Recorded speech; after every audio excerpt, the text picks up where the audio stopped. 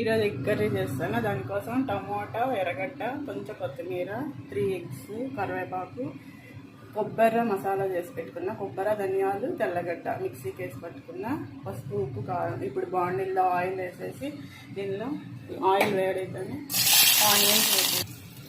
Onions వేస్తేనే కొంచెం కరివేపాకు, టమోటా ఇవి కూడా బాగా ఫ్రై చేసుకోవాలి.